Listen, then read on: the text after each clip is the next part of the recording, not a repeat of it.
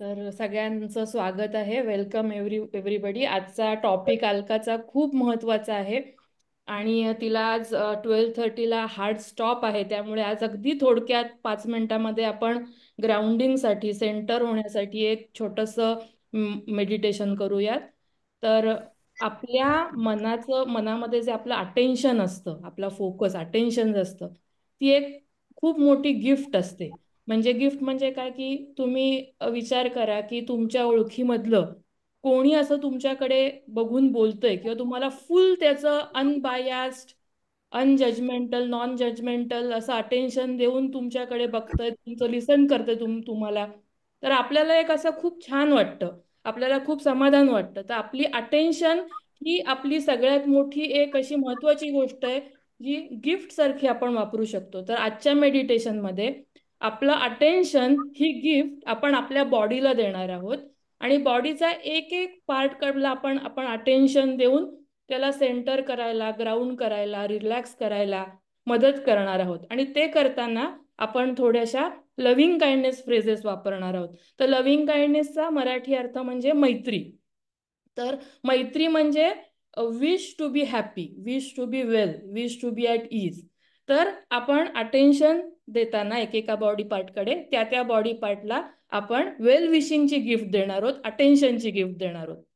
कारण जो स्वतःचा मित्र असतो तो दुसऱ्यांचा मित्र चांगला बनवू शकतो. त्यामुळे हे मैत्री किंवा लव्हिंग काइंडनेस मेडिटेशन आणि बॉडी स्कॅन मेडिटेशन असं कंबाईन करून आपण अगदी थोडक्यात 2-3 मिनिटामध्ये आपण हे करूयात.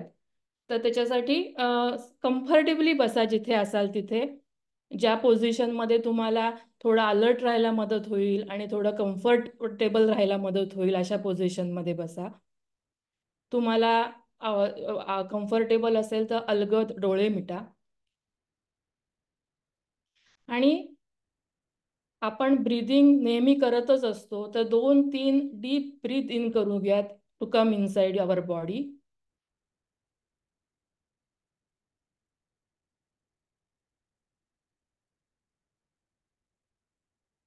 Nothing to achieve, nowhere to go, nothing to do for these 5 minutes.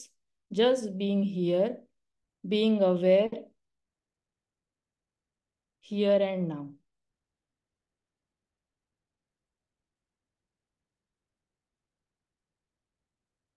तर आपण बॉडी स्कॅनला सुरुवात करूयात. Please gather all your attention and bring it to your head area. If you find any tension, any unpleasant sensation, any unnecessary holdings in your head area, including your face, crown, feel it, allow it, and let it relax with your out breath.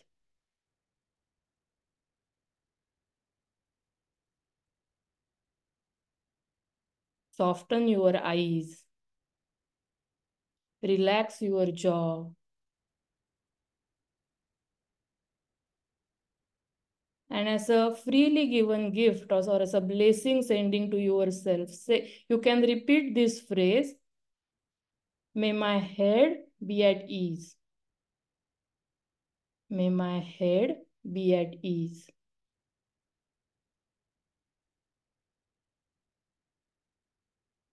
May my head be well. May my head be well.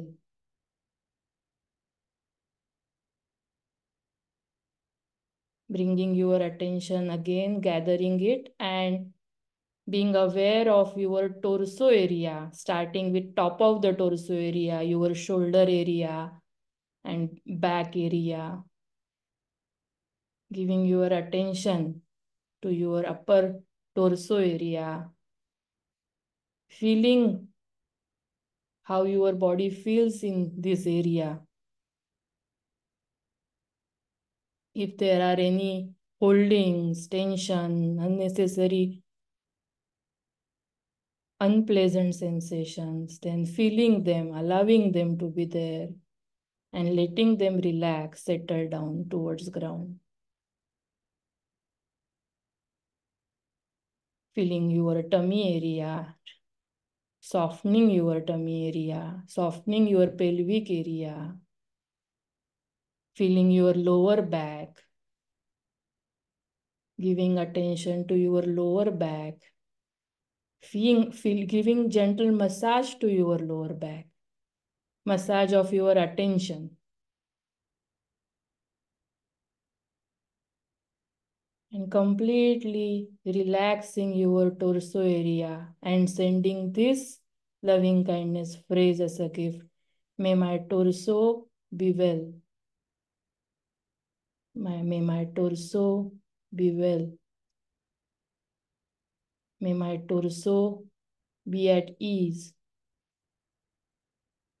May my torso be peaceful.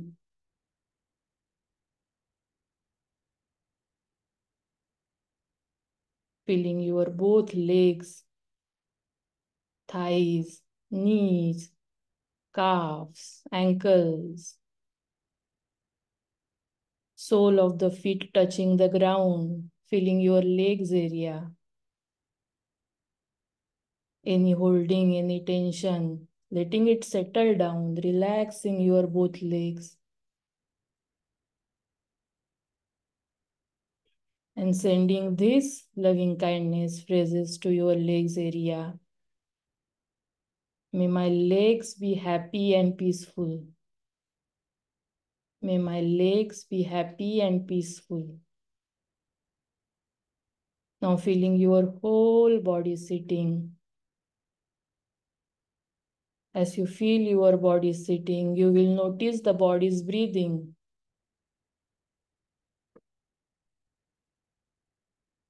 Letting your attention, your mind be with your breath as it breathes in and breathe out.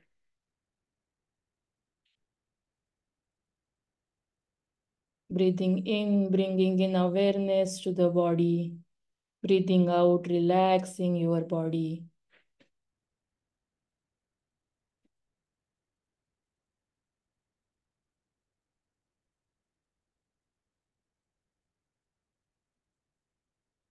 And once ready, letting go attention from your breath. Feeling your body sitting. Bringing some gentle movements to your hands and leg area. And once ready, gently opening your eyes. Thank you for practicing with me. And now, mic is all yours, Alka. Thank you, Anjali. Thanks a lot. Thank you. Let me see. दिसतंय का सगळ्यांना व्यवस्थित? Yes. Okay. All right. So आजचा आपला topic जसं अंजलीने पण सांगितलं, सायलीने पण सांगितलं, तर आज आपण मॅक्सिमम ज्या गोष्टी बघणार आहोत, खूप असं जास्त डिटेलमध्ये नाही, जनरल कॅटेगरी, कारण ह्याच्यावरती बोलण्यासारखं खूप आहे. पण मी काही अशा क्विक गोष्टी सांगणार आहे जे आपल्याला सगळ्यांना, आपण सगळे एकाच कॅटेगरीमध्ये आहोत. 50च्या पुढे गेलेली सगळी कॅटेगरी एकच असते. त्याच्यामुळे ज्याला आपण ग्रेसफुल एजिंग म्हणतो, म्हणजे पहिली गोष्ट आपण एजिंग म्हणजे काय बघू, त्यानंतर एक्झॅक्टली एजिंगसाठी लागणाऱ्या गोष्टी कुठल्या, त्याच्यात काय कुठल्या प्रकारचं आपण आपल्यासाठी जास्त चांगलं काम करू शकतो, हे सगळं आपण त्या दृष्टीने त्याचा विचार करणार आहोत. सो ज्यांची, मला असं वाटतं सगळ्या ग्रुपवरती माझं बॅकग्राऊंड प्रत्येकाला माहिती आहे की बेसिकली माझं 2 कन्व्हेन्शनल बॅकग्राऊंड पण आहे आणि हॉलिस्टिक बॅकग्राऊंड पण आहे. So I am a registered clinical herbalist and as well as board certified in holistic nutrition. And also I manage the compounding side at the pharmacy. So आज त्याच्याबद्दल काही बोलणार नाही आहोत. आपण जास्तीत जास्त बघणार आहोत ते थोडंसं न्यूट्रिशन साईडला. मध्ये मध्ये मी 2-3 गोष्टी आयुर्वेदाच्या दृष्टीने सांगणार आहे किंवा क्लिनिकल हर्बलिझमच्या दृष्टीने सांगणार आहे. पण मॅक्सिमम आपला आजचा फोकस असणार आहे तो न्यूट्रिशनच्या बाबतीत असणार आहे, हॉलिस्टिक न्यूट्रिशनच्या बाबतीत. तर बेसिकली कुठलंही या प्रेझेंटेशन मधले जे काही मी गोष्टी सांगेन त्याच्यात तुम्ही कुठलेही चेंजेस करण्याच्या आधी, तुम्ही स्पेसिफिकली ज्या कंडिशन असतात आपल्याला, तर त्याच्या आधी शक्यतो तुमच्या प्रोव्हायडरशी बोला. इट ऑलवेज रेकमेंडेड की make sure your provider knows की कुठल्या प्रकारचे तुम्ही चेंजेस करताय. स्पेशली जेव्हा तुम्ही न्यूट्रिशनल सप्लिमेंट सुरू करता त्यावेळेला किंवा हर्बल सप्लिमेंट सुरू करता, तर त्यावेळेला काही इंटरॅक्शन्स होण्याचे चान्सेस असतात एका पर्टिक्युलर मेडिकेशन्स तुम्ही घेत असाल तर, किंवा तुमच्या बॉडी टाईपमध्ये. तर नेव्ही ऑलवेज मेक शुअर की तुम्ही तुमच्या प्रोव्हायडरशी त्याच्याबद्दल डिस्कस करताय आणि then you start whatever you are thinking about starting. आता आपल्या आयुष्यामध्ये ठराविक जेव्हा आपला जन्म होतो त्याच्यानंतर आपल्या जन्म ते मृत्यू या काळामध्ये आपल्या आयुष्याच्या बरेच वेगवेगळ्या वेगवेगळ्या सायकल्स मधनं आपल्याला जायचं असतं. तर ह्या पिक्चरमध्ये एक साधारण क्विक 3-4 सायकल्सची आपण कल्पना घेऊ.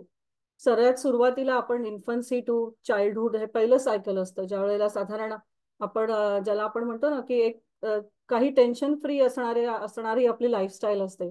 आपले आई वडील आपल्यासाठी सगळं मॅनेज करत असतात, अगदी खाण्यापिण्यापासून सगळंच. त्यानंतर दुसरी जी अवस्था येते ती म्हणजे आपली जी पौगंडावस्था ज्याला आपण म्हणतो, किंवा युथ ज्याला आपण म्हणतो. त्याच्यामध्ये आपण आपला मेन उद्देश असतो की आपलं करिअर कसं घडवायचंय किंवा आपल्याला पुढे काय करायचंय. हे सगळं करण्यासाठी जी जी कॉलेज गोईंग मुलं असतात किंवा जी हायस्कूलची मुलं असतात, त्या मुलांसाठीची जी किंवा त्या पर्टिक्युलर जी स्टेज असते. त्याच्यानंतर पुढची जी स्टेज असते की आपण आता अचीव्ह केलंय सगळं आयुष्यात, आपलं एज्युकेशन आणि ते जे काय हवं होतं आपल्याला ते पूर्ण झालेलं आहे, आणि ह्याच्या पुढे आपल्याला आता आपल्या कार्यामध्ये आपण उतरणार आहोत की आपण कुठल्या प्रकारचं कार्य करणार आहोत ज्याच्यामुळे आपली फॅमिली आणि एक फायनान्शियल सपोर्ट आपल्याला असतो अशा दृष्टीने, किंवा पुढच्या फॅमिली एक्सटेन्शनच्या दृष्टीने त्याचा विचार केला जातो. ती म्हणजे आपली जी अडल्ट अवस्था असते की ज्याला आपण म्हणतो की मी परिपूर्ण व्यक्ती म्हणून जेव्हा जगायला सुरुवात करतो एखादा माणूस, तर त्यावेळेसची ती अवस्था. आणि सगळ्यात नंतरची म्हणजे साधारण 50-55 वर्षाच्या पुढची जी अवस्था असते ती आपली असते जी वृद्धावस्थेकडे जाणारी जे काय जो काय सायकल असतं ते. आणि त्याच्याबद्दलच आपण जास्त बोलणार आहोत. ॲज आय सेड की 50शी नंतर साधारण आपलं थोडंसं आपल्यामध्ये सेटल डाऊन आपण झालेलो असतो, थोड्या आपल्या ज्या जबाबदाऱ्या असतात त्या कमी झालेल्या असतात आणि थोडासा वेळ आता आपल्याला आपल्याकडे फोकस करण्यासाठी असतो. तर अशा वेळेला आपण पुढे येणाऱ्या, कारण हे लाईफचं सायकल आहे की जिकडनं जो जन्म घेतो त्याचा शेवटी तो आपला अंत, आपण परत आपल्या जो जिकडनं आपल्या सायकलमध्ये आलो तिथे आपण जाणार आहे. आपली उत्पत्ती आपल्या युनिव्हर्समधनं झाली आहे, तिथेच आपण परत जाणार. कारण हे फक्त आपलं शरीर माध्यम म्हणून आपण जन्माला घेऊन आलोय, पण आपला जो आत्मा आहे तो जिकडनं आला तिकडनंच जाणार आहोत परत.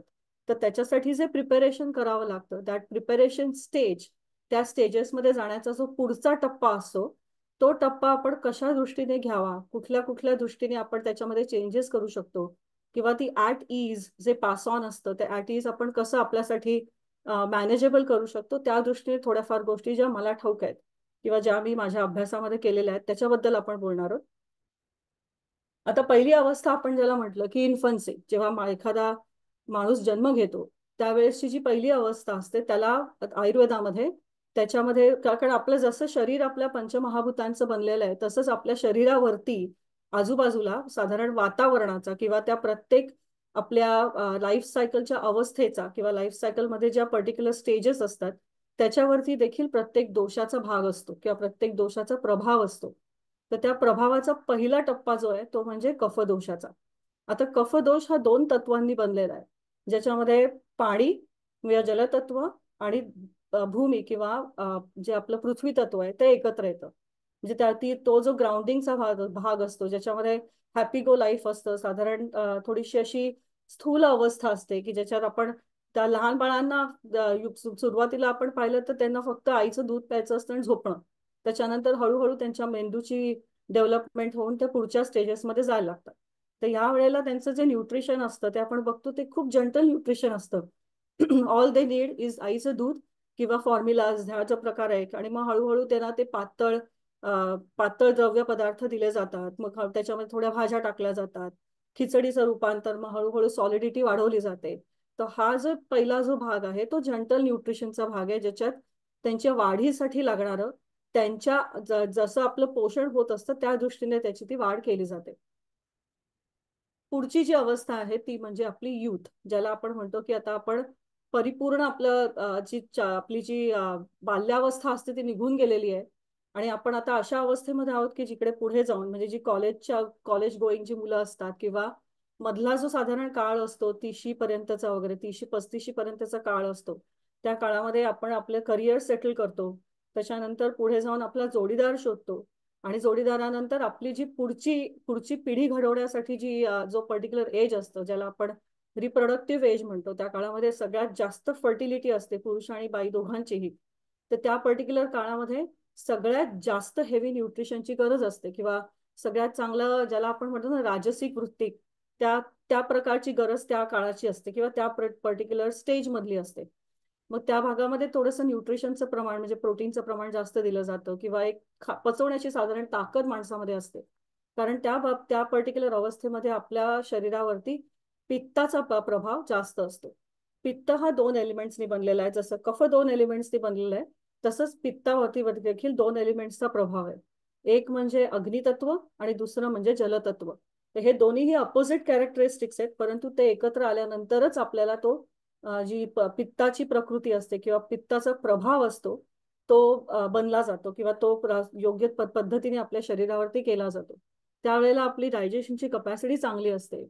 आपलं आपलं घडणं म्हणजे साधारण मी तर म्हणेन की हा जो पित्ताचा भाग आहे, त्या काळामध्ये आपण जे खातो पितो, ज्या प्रकारचे आपली लाईफस्टाईल असते, ज्या प्रकारचं आपलं थिंकिंग असतं, त्याच्यावरनं पुढे हळूहळू आपण जी पुढची 50शीची अवस्था असते, त्या अवस्थेमध्ये ट्रान्झिशन करण्यासाठी सगळ्यात महत्वाचा जो टप्पा आहे आपला, तो म्हणजे आपल्या साधारण 25 ते 40 हा जो मधला भाग असतो, किंवा साधारण त्या पर्टिक्युलर पिरियड मधला जे जे काही आपला वागण्याची पद्धत असते, विचार करण्याची पद्धत असते, खाण्याची पद्धत असते, हा सगळा प्रभाव पुढे जाऊन आपल्या 50शी नंतर आपल्या शरीरावरती सुरू होत असतो.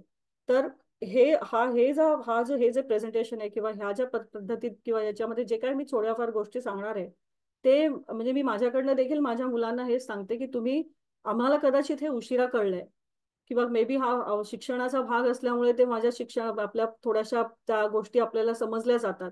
पण जर का तुम्हाला ह्या गोष्टी पटत असतील, किंवा तुम्हाला आमच्याकडनं त्याचा काही उपयोग होत असेल, तर हे लवकर अडॉप्ट करा. The better you adopt, it is easier for you to transition into त्या पर्टिक्युलर स्टेजमध्ये ट्रान्झिशन करण्यासाठी तुम्हाला त्यांचा उपयोग जास्त होईल. सो ह्याचा सगळ्यात जास्त ज्याला म्हणतो ना सगळ्यात जास्त त्याच्यावरचा विचार हा त्या काळातल्या लोकांनी करणं जरुरी आहे, किंवा त्या काळातल्या मुलांनी, किंवा जे आता 40शीकडे जाणारी मुलं आहेत त्यांच्यासाठी हा जास्त फायदेशीर ठरेल. नंतरची जी अवस्था असते, जेव्हा आपण म्हटलं की एका साधारण 45 ते 50शी नंतरची जी अवस्था सुरू होते, त्याच्यामध्ये आपल्याला वात दोषाचा प्रभाव हळूहळू हळूहळू त्याच्यावरती एक त्याचं प्रभुत्व येताना दिसतं.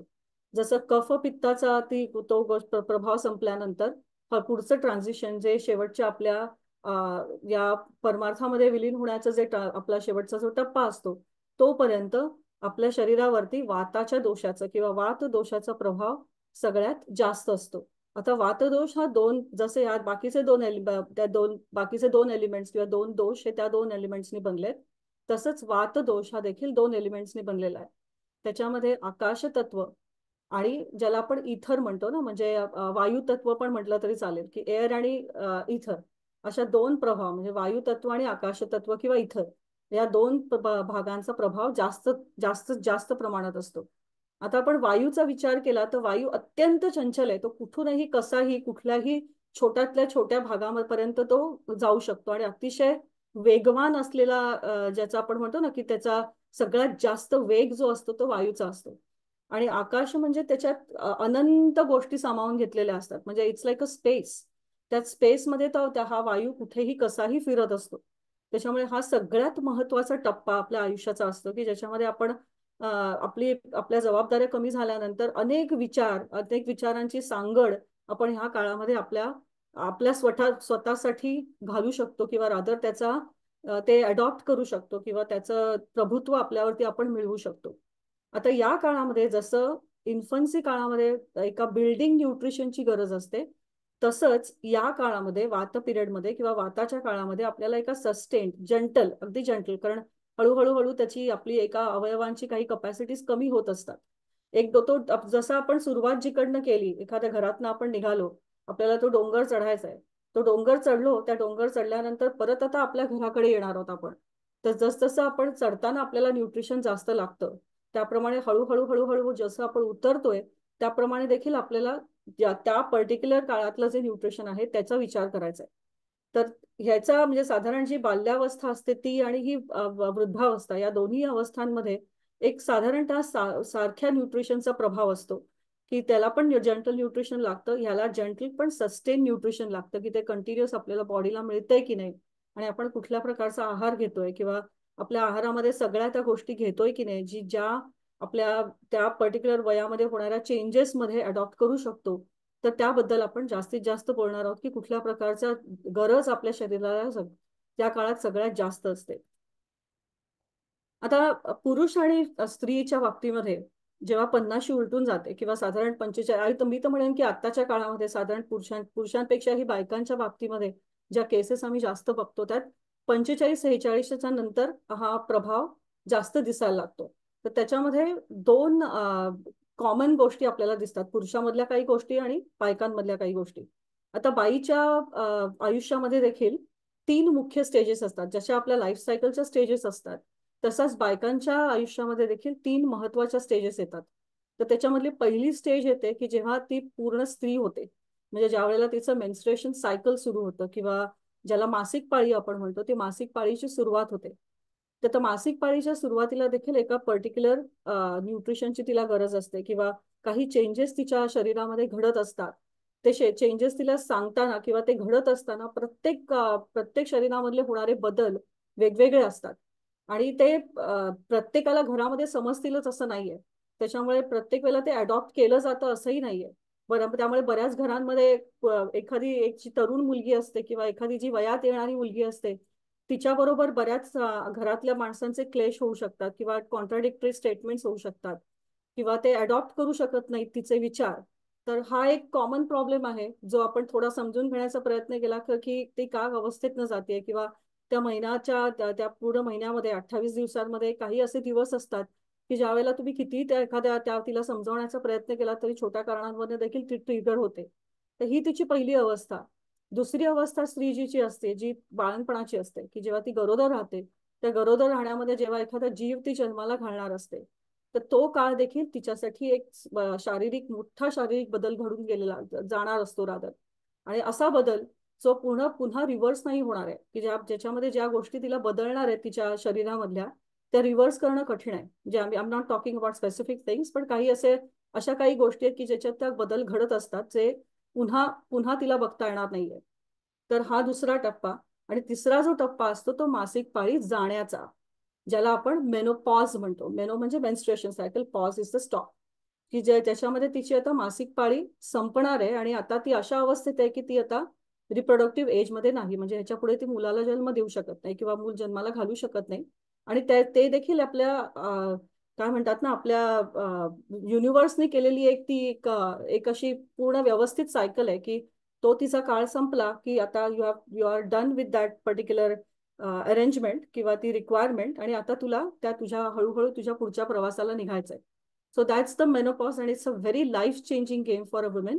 कारण त्याच्यात होणारे जे बदल असतात ते पहिल्या 2 अवस्थेपेक्षा सगळ्यात जास्त आहेत किंवा त्याचा प्रभाव पुढच्या सगळ्या आयुष्यांवरती पडणार असतो किंवा तो राहणार असतो. आता जसा बायकांचा प्रभाव असतो मेनोपॉजचा, तसाच पुरुषांवरती येणारा पुढचा, म्हणजे जे अगदी कमी बोललं जातं ज्याच्याबद्दल, ते म्हणजे अँड्रोपॉज. जसं बायका आपण त्या गोष्टींमधनं जातो, तसं पुरुषही जातात. आणि युजली बायकांच्या बाबतीमध्ये आपण जरा जास्त वोकल असतो, म्हणजे बायका जरा जास्त वोकल असतात. अरे, मला हे होतंय, तुला कळत नाही का, म्हणून आपण खूप ठामपणे आपल्या नवऱ्याला किंवा आपल्या घरच्या लोकांना बोलतो. परंतु पुरुषांच्या बाबतीमध्ये पुरुष इतके वोकलली किंवा इतक्या ओपनली त्या गोष्टी सांगत नाहीत किंवा रादर सांगू शकत नाही, तो स्वभाव नसतो त्यांचा. पण ते देखील अँड्रोपॉज मधनं जात असतात. त्यांचं वयाची थोडीशी पुढे मागे गोष्टी असतात, ते थोडं कमी, म्हणजे बायकांना जेवढा लवकर मेनोपॉज येतं, नॉट नेसेसरीली पुरुषांच्या बाबतीमध्ये ती अवस्था एवढ्या लवकर होईल. परंतु ते देखील ह्याच्यातनं जातात, त्यांना देखील ह्याला फेस करावं लागतं, ज्याच्यामध्ये टेस्टोस्टेरोन हा एक मुख्य हॉर्मोन असतो जो चेंजेस करत असतो. So they also go to the andropause. जसं मेनोपॉज मधनं गेलं जातं, तसंच अँड्रोपॉज मध्ये देखील पुरुष जातात. तर घरातल्या बाईनी देखील पुरुषाला समजून घेणं की हा अशा पद्धतीने का वागत असेल किंवा त्याच्यामध्ये हे चेंजेस होत असतात, हे आपली जबाबदारी आहे की हे अडॉप्ट करणं, की पुरुषांमध्ये देखील हे चेंजेस होत आहेत. जशी त्यांचं युथ असतं किंवा जशी त्यांची एक मॅच्युरिटीचं एक अवस्था असते, तसंच त्यांची एक अँड्रोपॉज म्हणजे ती एक मॅच्युरिटी किंवा ती जी एक रिप्रोडक्टिव्ह अवस्था असते ती जाण्याची देखील असते. So this is both sides. असं नाही की ते फक्त बायकांच्याच वाट्याला आहे, ते पुरुषांच्याही वाट्याला येतं. आता आत्ताचं जर का आपण सायकल बघायला गेलं किंवा आत्ताची आपण लाईफस्टाईल बघायला गेली, तर आत्ताची लाईफस्टाईल ही साधारण 80-85 वर्षापर्यंत लोक सहज जगतात. आणि त्याचं म्हणजे in comparison to the previous ages, म्हणजे पूर्वी जे अगदी 40-50 झाल्यानंतर लोक हळूहळू काही कारणांमुळे का असेना किंवा मेडिकल त्यावेळेसची जी मेडिकल स्टँडर्ड होतं, मेडिकल केअर होती, ती इतकी हाय इम्प्रूव्ह नव्हती की ज्याच्यामुळे बऱ्याच वेळा ते इमिडिएटली लागणाऱ्या ज्या गोष्टी अवेलेबल असायला पाहिजेत त्या नसायच्या. आणि त्यामुळे थोडीशी त्यांची जी लाईफ स्पॅन होता तो कमी होता. पण आता सिन्स आपलं स्टँडर्ड वाढलेलं आहे, लिव्हिंग स्टँडर्ड वाढलेलं आहे, न्यूट्रिशन स्टँडर्ड वाढलेलं आहे, मेडिकल केअर वाढलेली आहे, ज्याच्यामुळे आपली आपली जी लॉन्जिव्हिटी आहे ती साधारण 80-85 वर्षापर्यंत लोक सहज अगदी व्यवस्थित त्यांचं आयुष्य पुढचं जगू शकतात. मग आता एक क्वेश्चन आपल्याला येतो की एक तर पहिली गोष्ट म्हणजे ह्याच्यात फरक आहे की लिव्हिंग लॉंगर आणि लिव्हिंग बेटर. म्हणजे एखादा माणूस खूप जास्त आयुष्य जगला म्हणजे तो खूप चांगलं आयुष्य जगला का, तर असं नाहीये. त्याच्यामुळे living longer does not mean necessarily की always you are living better. त्याच्यामुळे आपण जे जगतोय ते आपण कशा पद्धतीने जगतोय. तुम्हाला जर का एका ठराविक एज नंतर हंतरुणावर तो माणूस खेळलाय, तो 90-95 पर्यंत हंतरुणावर खेळलाय, मग त्याच्या लॉन्जिव्हिटीचा काय अर्थ आहे, असं आपल्या आपल्या मनामध्ये प्रश्न येतो. की मग अशा वेळेला आपण विचार करायला लागतो की का माझ्या बाबतीमध्ये हे का होतंय की मला इतक्या वर्षापर्यंत मला नाही जगायचंय. पण मला जर का जगायचंच असेल किंवा मी हा विचार करत असेल की मला लॉन्जिव्हिटी किंवा मला जास्त आयुष्य हवंय, मग ते आयुष्य कशा पद्धतीने हवंय हे आपल्या हातात आपण ठरवायचंय. आता ज्या वेळेला आपण अशा पद्धतीचा विचार करतो की मला जास्त आयुष्य किंवा मला मोठं आयुष्य हवंय, माझा लाईफ स्पॅन मला मोठा हवाय, मग अशा वेळेला जो लाईफ स्पॅन आहे की जो आपण एक्सटेन्शनसाठी बघतोय किंवा एक्सटेन्शनचा विचार करतोय, मग अशा वेळेला आपण करंट लाईफ स्पॅन मध्ये काही ज्या अशा चेंजेस करू शकतो की ज्याच्यामुळे आपली जी हेल्थ आहे, आता काही ज्या गोष्टी आहेत त्या आपल्या हातात नसतात. एखादा जेनेटिकल जे काय गोष्टी आपल्या शरीरावरती इम्पॅक्ट करत असतात, जे आपल्या हातातच नाहीये, त्याचा आपण जास्त विचार न करता ते आपण मेंटेन कसं करू शकतो ह्याचा विचार करू. परंतु ज्या गोष्टी आपल्या हातात आहेत की ठराविक पद्धतीचा आहार घेणं, नंतर ठराविक पद्धतीचा विचार करणं, तुम्ही आजूबाजूला आपली कोण कोण कोण लोकांबरोबर आहोत, ते कसे ते मित्र निवडणं, हा जो प्रकार आहे हा आपल्या हातात आहे. त्याच्यामुळे ते जे करंट लाईफ स्पॅन आहे आपलं, ते एक्सटेंड कसं करायचं किंवा ते चांगल्या दृष्टीने कसं जगायचं, हे आपल्या हातातली गोष्ट आहे. नंतर जसजसं आपलं एजिंग होत असतं तसतसं आपल्या म्हणजे आणि हे again it's a type of it's a life cycle आहे की आपल्या एजिंगमध्ये हळूहळू आपले ठराविक काही ऑर्गन्स असतात, त्याची जी काम करण्याची क्षमता असते ती हळूहळू कमी होत असते. काही लोकांमध्ये ते there are some people who are really blessed. म्हणजे तुम्ही असं एक कंपॅरिझन बघितलं काही हार्ट हेल्थचे, तर अजूनही असे काही लोक आहेत आपल्या जवळपासच्या त्याच्यामध्ये की एखाद्याचं जे 35 मधलं जे हृदय असेल, त्या हृदयाचं काम असेल, ते त्या माणसाच्या 75व्या वर्षापर्यंत देखील खूप सुंदर पद्धतीने चाललंय. त्याची बरीच कारणं असतात. अगेन तुमचं जेनेटिकल पहिला येतोच, पण त्याचबरोबर तुमची लाईफस्टाईल, तुमचे विचार किंवा त्या माणसाने अडॉप्ट केलेल्या गोष्टी त्याच्यावरती खूप चांगल्या पद्धतीने त्याचा एक परिणाम होत असतो. त्याच्यामुळे हे जे नॅचरल प्रोसेस आहे की प्रत्येक अवयव आपला वेगवेगळ्या पद्धतीने त्याच्या कामाची जी पद्धत आहे ती हळूहळू कमी होत असते. तर हे प्रेडिक्टेबल आहे की ह्याच्यात आपण काही बदल नाही करू शकत. पण जेव्हा त्यात आपल्याला माहिती असते की या ठराविक वयानंतर किंवा ठराविक एज नंतर आपल्या काही काही अवयवांमध्ये बदल घडत चाललाय, तर हा बदल ओळखायचा कसा हे आपल्याला माहिती पाहिजे की आपण हे कसं या पर्टिक्युलर एजमध्ये आपण काय करू शकतो की ज्याच्यामुळे आपण पुढे जाऊन जे आपल्या शरीरामध्ये बदल घडणार आहेत ते थोडेसे स्लो कसं करू शकतो किंवा त्याला आपण अडॉप्ट कसं करू शकतो आणि त्याच्याबरोबर राहू कसं शकतो. हाच या पूर्ण प्रेझेंटेशनचा एक त्याचा काय म्हणतात ना मुख्य हेतू आहे. आता तुम्हाला जर का एजिंग व्हायचंच असेल ते तर होणारच, म्हणजे it's something which is natural. परंतु ते जरी तुमच्या हातामध्ये तुमचं आयुष्य नसलं की मी किती जगणार आहे हे माझ्या हातात नाहीये, परंतु मी कसं जगणार आहे हे मात्र माझ्या हातात आहे. मी कशा पद्धतीने जगू हा माझा स्वतंत्र विचार आहे. की मी कसं जगायचंय हा मी ठरवलेला गोष्टी किंवा मी कसं ठरवायचं, मी कसं जगायचं, काय खायचं, काय प्यायचं, कुठली कंपनी निवडायची हे माझ्या हातात आहे. परंतु माझ्या हातामध्ये हे नाहीये की मी किती वर्ष जगणार आहे. पण whatever life span I have, I will make sure that I spend it in the right way, की त्या पद्धतीने मी चांगल्या पद्धतीने जगेन. आता सगळ्या गोष्टींमध्ये जेव्हा ज्याला आपण म्हटलं की ते डिक्लाइन किंवा जे आपल्या शरीरामधल्या काही भागांमध्ये जे बदल घडत असतात किंवा ज्या गोष्टींमधले त्या अवयवांचा जे डिक्रीज असतो की त्यांच्या काम करण्याच्या पद्धतीमध्ये एक थोडासा जो चेंजेस होत असतात किंवा त्याची क्षमता कमी होत असते, तर त्याच्यावरती बरेच फॅक्टर्स आहेत जे काम करतात. म्हणजे बऱ्याच फॅक्टर्सचा प्रभाव असतो किंवा बऱ्याचशा गोष्टींचा प्रभाव असतो. त्याच्यामध्ये सगळ्यात महत्वाचं, आता आपण जेनेटिकल बद्दल बोलत, जेनेटिकल ऑल्टरेशन्स जी असतात ती काही वेळेला आपण जे जन्माला घेऊन येतो, जसं आपली प्रकृती आपण जन्माच्या वेळेलाच आपली ठरलेली असते, तसंच काही जेनेटिकल ऑल्टरेशन्स असतात जी आपल्या आपल्या आई वडिलांकडनं आपल्याला मिळालेली असतात किंवा त्या जनरेशन कडनं आपल्याला मिळाली असतात, आपल्या पूर्वजांकडनं ते जीन्स आलेले असतात. तर त्याच्यात आपण फारसा काही बदल करू शकत नाही, फक्त त्याच्याबरोबर राहायचं कसं हे शिकायचं. दुसरी गोष्ट जी आपल्या शरीरावरती सगळ्यात जास्त प्रभाव करते, स्पेशली या काळामध्ये, या ज्या इंडस्ट्रियलायझेशन झालेल्या काळामध्ये, त्याच्यामधली दुसरीच आणि महत्वाची गोष्ट म्हणजे ऑक्सिडेटिव्ह डॅमेज. त्याबद्दल आपण बोलणार आहोत की आपल्या शरीरामधल्या जे सेल्युलर डॅमेज वाढलेलं आहे कंपॅरिझन टू आपल्या पूर्वीच्या लोकांपेक्षा, तो हा सगळ्यात मोठा भाग आहे. तिसरं म्हणजे सेडेंटरी लाईफस्टाईल, ज्याच्यामध्ये काही लोकांना, आता स्पेशली आपण कोविडच्या काळात बघितलं की जॉबचं जे नेचर आहे ते घरात बसून तुम्ही कॉम्प्युटरच्या समोर बसून 12-12 तास कामं करता आणि एका जागेवरनं तुम्ही 10-10 तास उठतच नाही. ही जी लाईफस्टाईल आहे की आपण खाल्ल्यानंतर आपल्याकडे पूर्वीची जी पद्धती होत्या की तुम्ही सकाळचं जेवण जेवल्यानंतर एक साधारण शतपावली करून या, एक छोटासा वॉक घेऊन या, त्यानंतर तुम्ही एक 10 मिनिटाची वामकुक्षी घ्या. हा जो प्रकार असतो हे आत्ताच्या सेडेंटरी लाईफस्टाईलमध्ये ते पॉसिबल ते काही कारण असू देत पण ते होत नाही किंवा ते केलं जात नाही त्या लाईफस्टाईलमध्ये. सो हा तिसरा भाग. चौथा भाग जो येतो तो म्हणजे डिजनरेटिव्ह डिसीजेस. आणि हे जे डिसीजेस आहेत जे आपल्या ज्याला आपण म्हणतो ना पूर्व काळापासून त्या ज्या अल्ट्रेशनमुळे झालेले डिसीजेस आहेत ते त्याच्याशी रिलेशन हे आपलं जेनेटिकल गोष्टींमध्ये देखील असतं. आणि हे सगळं आपल्याकडच्या म्हणजे जे मोठे मोठे तत्वज्ञ आहेत त्या लोकांनी हे मांडून ठेवलेलं आहे, जसं जी लोक जेरियाट्रिक स्पेशलिस्ट आहेत. तर ह्याच्यामध्ये ह्या 4 गोष्टींचा खूप मोठा भाग लिहून ठेवला गेलाय की ह्याच्यावरती जर का आपण थोडं जास्त लक्ष दिलं तर कदाचित आपल्याला पुढच्या ज्या गोष्टींना फेस करावं लागेल त्याची तीव्रता कमी असेल.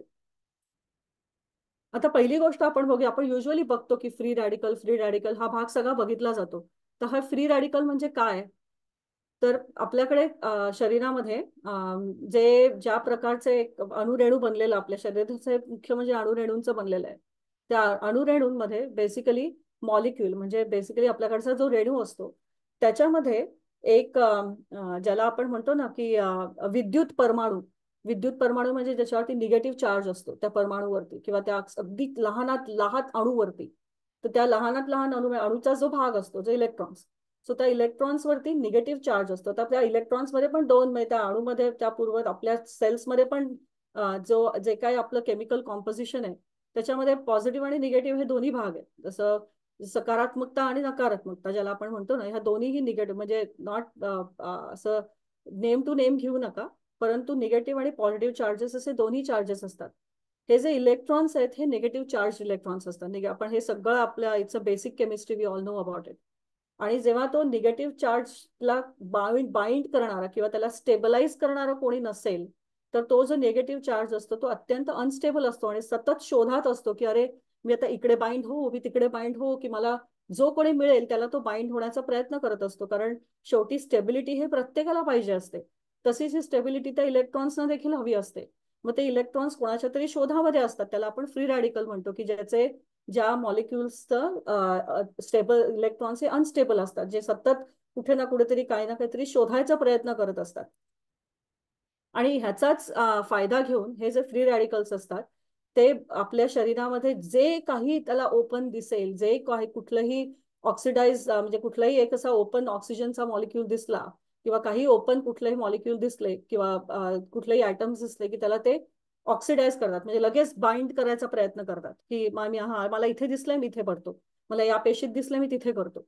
असं करत करत हळूहळू त्यांचं ऑक्सिडेशन म्हणजे त्या नेबरिंग मॉलिक्युल्स वरती होत राहतं. मग ह्या सगळे जे आपले ज्याला आपण म्हणतो ना रेणू, त्या सगळ्या रेणूंमध्ये एकमेकांमध्ये ते ऑक्सिडाइज करायला सुरुवात करतात. ऑक्सिडाइज करायला सुरुवात केल्यानंतर हळूहळू त्याचा परिणाम हे जे सेल मेम्ब्रेन्स असतात आपली, मग सेल मेम्ब्रेन्स आहेत, फॅटी ऍसिड्स असतात, म्हणजे पेशींची मेम्ब्रेन्स असतात किंवा जे फॅटी ऍसिड्स आपले प्रोटीन्स असतात आपल्या शरीरातले आणि आपला डीएनए जे आपलं शरीर घडवतं आतमध्ये तो डीएनए त्याच्यावरती त्याचा परिणाम व्हायला लागतो आणि ते डिग्रेड व्हायला लागतं हळूहळू हळूहळू ते डॅमेज करायला सुरुवात लागतं. आणि ही जी अशा प्रकारची फ्री रॅडिकल्स असतात ना आपण बघितलं जसं आपण फॅक्टरी बघितली एखादी तर फॅक्टरीमध्ये जेव्हा एखादं प्रोडक्शन होत असतं तर ते प्रोडक्शन होत असताना बऱ्याच वेळा त्याच्यातनं कचरा देखील बाहेर टाकला जातो. अनवॉन्टेड ज्या गोष्टी असतात ते धुराच्या रूपाने बाहेर जातात. तसेच हे फ्री रॅडिकल्स आहेत जसं आपल्या शरीरामध्ये चयापचयाची क्रिया होत असते आपल्या पेशींमध्ये तर अशा चयापचयाच्या क्रियेमध्ये हे फ्री रॅडिकल्स बाहेर पडत असतात. पण त्याचबरोबर एन्व्हायरमेंटल टॉक्सिन्स ज्याला आपण म्हणतो ना की बाहेरच्या देखील वातावरणाचा आपल्या शरीरावरती तेवढाच परिणाम होत असतो. फ्री रॅडिकल्स आपल्यामध्ये आहेतच त्याच्याबद्दल म्हणजे काही शंकाच नाही. पण आपली बॉडी घडलेली आहे की त्याला कसं कंट्रोल करायचं हे बरोबर त्या बॉडीला आपण ते क्रिएट केलेलं आहे. इट्स अ सुपर कॉम्प्युटर म्हणजे या कॉम्प्युटरला कोणीही बीट करू शकत नाही. मग तिकडे तुम्ही कितीही प्रकारचे AI टेक्नॉलॉजी डेव्हलप करा आणि तर अजून काही करा पण ही जी बॉडी आहे हे जे सुपर कम्प्युटर आहे हा कळणं शक्य नाही कोणालाही. बऱ्याच वेळा काही वेळा ते आपल्या मेडिकल सिस्टीमच्याही अंडरस्टँडिंगच्या बाहेर आहे. ज्याला आपण म्हणतो ना की जिथे आपलं डोकं संपतं जिथे आपली विचारशक्ती संपते किंवा जिथे मेडिकल सायन्स संपतं तिथून ना अध्यात्माची सुरुवात होते. जिकडे हे पुढचा जो सगळा जो प्रकार आहे हे कळणं अत्यंत कठीण आहे की सुरुवात कशी झाली छोट्या छोट्या गोष्टी शरीरात काय घडत असतात. आणि doctors are doing their best I mean they are medically trained so they know exactly what you are they are dealing with. Sometimes there are some factors which are beyond our capacities जे आपण विचार पण नाही करू शकत. आता त्याच्यामध्ये हे एन्व्हायरमेंटल टॉक्सिन्स हा नवीन प्रकार आहे जो आपल्या जसजसं आपण जसजसं इव्होल्युशन आपलं होत गेलं जसजसं आपण वेगवेगळ्या गोष्टी अडॉप्ट करत गेलो चांगल्या चांगल्या गोष्टी घडत गेल्या मेडिकल सिस्टम सुधारत गेली पण त्याचबरोबर आपली लाईफस्टाईल सुधारते पण त्याचबरोबर त्या लाईफस्टाईलमध्ये येणारे जसं आपण एखादी फॅक्टरी प्रोडक्ट करतेय चांगलं त्याचबरोबर त्याच्यातनं बाहेर पडणारा जो म्हणतो ना आपण धूर आहे किंवा जे बाहेर पडणारी जी अनवॉन्टेड गोष्टी आहेत त्या पण वाढतायत किंवा तुमचं प्रोडक्शन जेवढं वाढेल तेवढ्या ह्या अनवॉन्टेड गोष्टी देखील वाढणार आणि त्याचा परिणाम आपले हे जे टॉक्सिक डेरिव्हेटिव्ह असतात त्या एन्व्हायरमेंटल टॉक्सिन्स मधनं ते आपल्या शरीरावरती जास्तीत जास्त परत काम करण्याचा प्रयत्न करतात आणि त्याच्यामुळे तो ऑक्सिडेटिव्ह डॅमेज किंवा ज्याला आपण म्हणतो ना ऑक्सिडेटिव्ह स्ट्रेस हा नवीन त्याच्यावर त्याचं नाव आहे. आता आपण बघितलं असेल तुम्ही खूप वेळात आपल्या वेबिनार्समध्ये वेगवेगळ्या किंवा पुस्तकांमध्ये ते नाव वाचलं असेल ऑक्सिडेटिव्ह स्ट्रेस म्हणजे काय तो बॉडीवरती जो विशेष परिणाम त्या गोष्टींचा होतो ज्याच्यामुळे आपल्या शरीराला जरा जास्त काम करावं लागतं किंवा न्यूट्रिएंट्स वापरावे लागतात त्याला बाहेर टाकण्यासाठी किंवा त्याच्यावर काम करण्यासाठी. तर तो सगळ्यात महत्वाचा आणि मुख्य फॅक्टर आहे किंवा पहिला फॅक्टर आहे रादर. आता या ऑक्सिडेटिव्ह डॅमेजमुळे किंवा जेव्हा सेल सेल जेव्हा एखादी म्हणजे आपली जी पेशी असते ती शक्यतो आपलं त्या पेशीचं फंक्शन जे असतं ते इम्पेअर म्हणजे ते स्टॉप व्हायला लागतं आणि हळूहळू त्याचं जे डिव्हिजन म्हणजे आपल्या ही नॅचरल प्रोसेस आहे की सेल डिवाइड होत असते आणि त्याला आपल्या पहिल्या जुन्या पेशींना ती रिप्लेस करत असते. पण कुठेतरी या ऑक्सिडेटिव्ह डॅमेजमुळे हे जे डिव्हिजन असतं की आपल्याला जुन्या पेशी मारून नवीन पेशी तयार होत असतात तर इथे कुठेतरी कॉम्प्रोमाइज व्हायला सुरुवात होते इथे कुठेतरी त्याच्यावरती दबाव यायला सुरुवात होतो किंवा ती प्रोसेस हळू व्हायला लागते किंवा स्टॉप व्हायला लागते. आणि तेव्हा अशा प्रकारे जेव्हा ती प्रोसेस स्टॉप होत असते किंवा रादर तिकडे त्याच्यावरती थोडासा म्हणजे एखादा खूप पॉवरफुल होज असेल आणि त्याला मध्ये आपण एखादा बूच टाकल्यानंतर जसा त्याचा प्रभाव कमी होतो तसंच त्याची हळूहळू ती क्षमता जर का कमी झाली तर त्यामध्ये मग नंतर ते एक विशेष पद्धतीचे त्या ऑब्स्टिकल्समुळे एक प्रोडक्ट्स तयार व्हायला सुरुवात होतात आणि त्याला आपण एजिंग स्पॉट्स म्हणतो. तुम्ही जर का आपल्या हातांवरती आणि सगळ्यात जास्त हातांवरती दिसायला सुरुवात होते हात आणि मग आपल्या बाकीच्या इतर त्वचेवरती हे एजिंग स्पॉट्स दिसायला सुरुवात होतात ब्राऊन कलरचे स्पॉट्स. तर हे ब्राऊन कलरचे स्पॉट्स म्हणजे काय आहेत एक्झॅक्टली जेव्हा आपल्या शरीरामधला ज्याला आपण प्रथिन म्हणजे प्रोटीन्स आणि फॅट्स म्हणजे मेद जे असतं ते जेव्हा ब्रेकडाऊन करण्याची क्षमता बॉडीची कमी व्हायला लागते तेव्हा त्या प्रोसेसमध्ये असलेले जे अक्युम्युलेशन्स असतात किंवा जे ऑब्स्टिकल्स असतात किंवा जे वेस्ट प्रोडक्ट्स तयार होतात ज्याला आपण म्हणतो ते त्याचं रूपांतर हे पिगमेंटेशन मध्ये तुम्हाला आपल्या शरीरावरती त्याला दिसतं जे ब्राऊन कलरमध्ये किंवा वेगवेगळ्या डार्क स्पॉट्स मध्ये दिसतं त्याला एजिंग स्पॉट्स असं म्हणतात. आणि this is one of the signs for your that you need more of the antioxidant supports किंवा तुम्हाला तुमच्या जेवणामध्ये थोडंसं अँटीऑक्सिडंटची गरज आणि हे साधारण I would say 90% of the time all of us need it. कारण एका ठराविक वयानंतर तुम्हाला ते स्पॉट सगळीकडे दिसायला सुरुवात होते. तुमच्या हातांवर तीळ वाढतात नंतर हे जे एजिंग स्पॉट्स असतात ते दिसायला सुरुवात होते. तर ह्या ज्या सगळ्या गोष्टी आहेत, नॅचरल प्रॉडक्ट तुम्हाला तुमची body is giving the signal, you know what, this is what is been happening, take care of it now. त्याच्यामुळे प्रत्येक वेळेला आपल्याला आपल्या बॉडीकडनं सिग्नल मिळत असतो, तो आपण समजून घ्यायचा असतो की काय आहे, आणि त्याच्यावरती पुढची ऍक्शन घेणं हे आपलं काम आहे. आता पुढचं ज्याला आपण म्हणतो की फ्री रॅडिकल डॅमेज मध्ये झालेले जो जो भाग असतो ना, डॅमेज झालेला असतं. सो आपल्या त्या न्यूक्लियसमध्ये, म्हणजे आपली जी पेशी असते त्या पेशींच्या आतमध्ये जी छोटासा जो त्याला सेंटर असतो, त्या सेलच्या आतमधला जो न्यूक्लियस असतो, त्या फ्री रॅडिकल डॅमेजमुळे किंवा हे जे मुक्त फिरणारे सगळे जे फ्री रॅडिकल्स असतात ना, अनस्टेबल इलेक्ट्रॉन्स ज्याला आपण म्हणतो, तर ते डायरेक्टली जाऊन आपल्या डीएनए वरती, म्हणजे जिकडे आपलं कोडिंग असतं, जेनेटिक कोडिंग असतं, त्याच्यावरती, त्या डीएनए वरती जर का त्यांचा प्रभाव पडायला लागला, तर त्याच्यामुळे आपल्या प्रोटीन सिंथेसिस जो लागतो, जो one of the vital important भाग आहे, म्हणजे आपल्या प्रोटीन्स तयार होण्याचं, जे आपली बिल्डिंग ब्लॉक्स आहेत आपल्या शरीराचे, त्या प्रोटीन सिंथेसिसचं जे काम असतं, जे आपल्या चयापचयाच्या क्रियेसाठी आवश्यक असतं, ते इम्पेअर व्हायला लागतं. आणि त्याच्यामुळे हळूहळू डिजनरेटिव्ह डिझिजेस त्याला आपण म्हणतो ना, की अकालीन आलेले काही असे रोग असतात की ज्याच्यावरती आपल्याला कंट्रोल नसतो, ते करू शकत नाही आपण. तर आणि किंवा त्याचं प्रीमॅच्युअर एजिंग, म्हणजे बरीचशी लोक एका अर्ली एजमध्ये, म्हणजे जर का एखाद्या माणसाची एजिंगची त्वचा आपण 60-65 वर्षी जी बघतो, ती बऱ्याच लोकांमध्ये खूप लवकर सुरुवात होते, किंवा ग्रेइंग ऑफ हेअर सुरू होतं, किंवा बऱ्याच वेळा त्याला सुरकुत्या पडायला सुरुवात होतात. तर ते खूप लवकरच्या ह्याच्यामध्ये, म्हणजे साधारण 40-45 मध्ये जर का सुरुवात झाली, तर त्याला प्रीमॅच्युअर एजिंग असं म्हटलं जातं. So this is very common to see की दिस शोज की तुमचं you need that particular type of support from the nutrition side to take it from your food. बऱ्याच वेळा सप्लिमेंटरी सपोर्ट दिला जातो, परंतु फूड हे पहिलं, म्हणजे अन्न हे पहिलं आहे की ज्याच्यातनं तुमच्याकडे हा सपोर्ट येतो. आता आपण काही पहिल्या अँटीऑक्सिडंट न्यूट्रिएंट्स आहेत की ज्याच्यात जे आपल्याला कुठल्या पर्टिक्युलर पदार्थांमधनं मिळतात, किंवा कुठल्या पर्टिक्युलर गोष्टींमधनं मिळतात, किंवा अन्नांमधनं मिळतात, ते आपण बघूया. तर सगळ्यात महत्वाचा जो अँटीऑक्सिडंट सपोर्ट आहे, आता हे अँटीऑक्सिडंट म्हणजे काय, तर ते ऑक्सिडेटिव्ह जे डॅमेज होत असतं, तर त्याला कंट्रोल करण्यासाठी कोणीतरी एक आपल्याला असा तगडा गोष्ट हवी आहे, तगडा माणूस हवा आहे, किंवा तगडं एक काहीतरी केमिकल हवंय की ते त्या अँटीऑक्सिडंट्सना, सॉरी, ऑक्सिडेटिव्ह डॅमेजला कंट्रोल करेल, ज्याला आपण म्हणतो अँटीऑक्सिडंट. म्हणजे ज्याला आपण म्हणतो ना, एक असं क्लॉचा जो भाग असतो की तो त्याला पकडून ठेवेल आणि तो फर्दर डॅमेज होऊ देणार नाही शरीरामध्ये, आणि ते नको असलेल्या ज्या गोष्टी आहेत त्या बाहेर टाकण्यासाठी त्या अँटीऑक्सिडंटचा सपोर्ट होत असतो. त्याच्यात महत्वाचे 3 अँटीऑक्सिडंट्स आहेत, बरेच आहेत पण त्याच्यातले महत्वाचे 3च आहेत, ज्याला म्हणतो आपण फर्स्ट इज द कॅटिनॉइड्स. कॅटिनॉइड्सचा अर्थ होतो की अशा पद्धतीचं केमिकल किंवा केमिकल कॉम्पोजिशन्स म्हणा, किंवा टाइप्स ऑफ केमिकल्स म्हणा, ज्याचं पुढे रूपांतर व्हायटमिन ए म्हणजे अजीवनसत्वामध्ये होतं.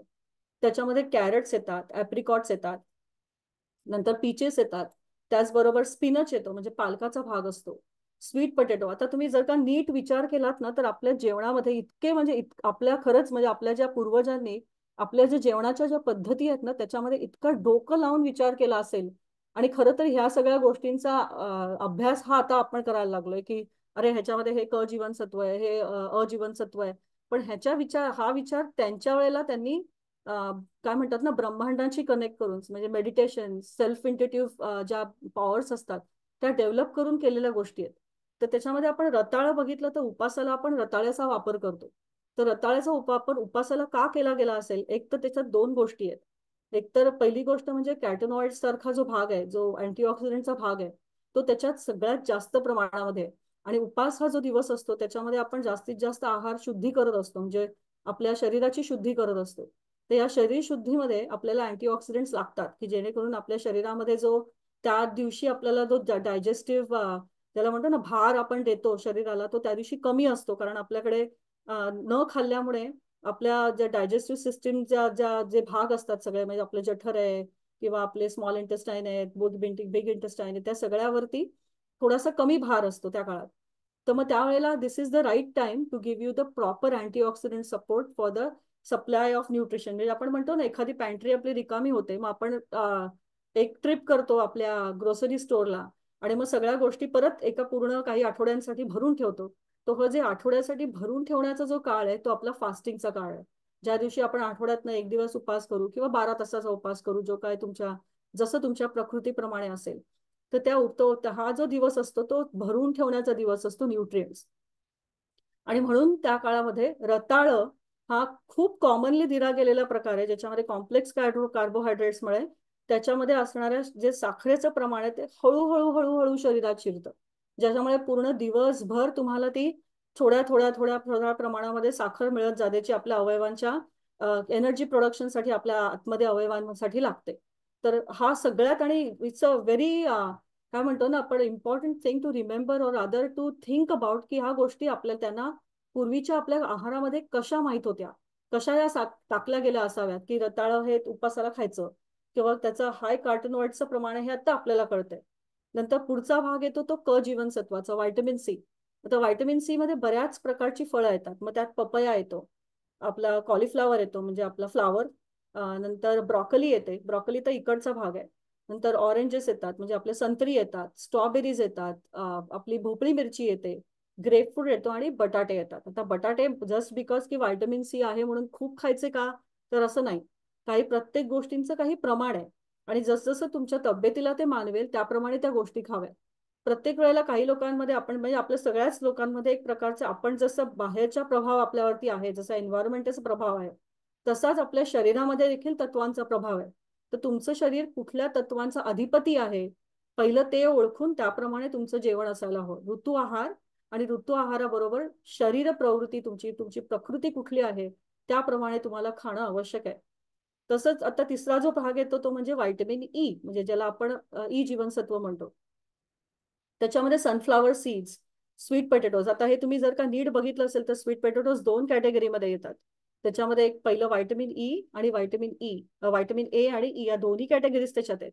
त्याचबरोबर सॅफ्लॉवर ऑइल म्हणजे आपण ज्याला करडईचं तेल म्हणतो, करडई किंवा कुरडूचं तेल म्हणतात त्याला, तर करडईचं तेल येतं आणि अंडी येतात. तर हा जो आता अंडी प्रत्येक जण खातच असंही नाही, जे व्हेजिटेरियन लोक आहेत ती नाही खात अंडी, पण त्याच्यामध्ये बरेच ऑप्शन्स आहेत. असं नाही की तुम्ही व्हेजिटेरियन आहात म्हणून तुम्हाला काही दुसरे ऑप्शन्स नाहीत, असं नाहीये. You just have to eat and think about it properly, की मी काय घेऊ शकते, काय कुठल्या कारणाने मला ती मदत मिळू शकेल.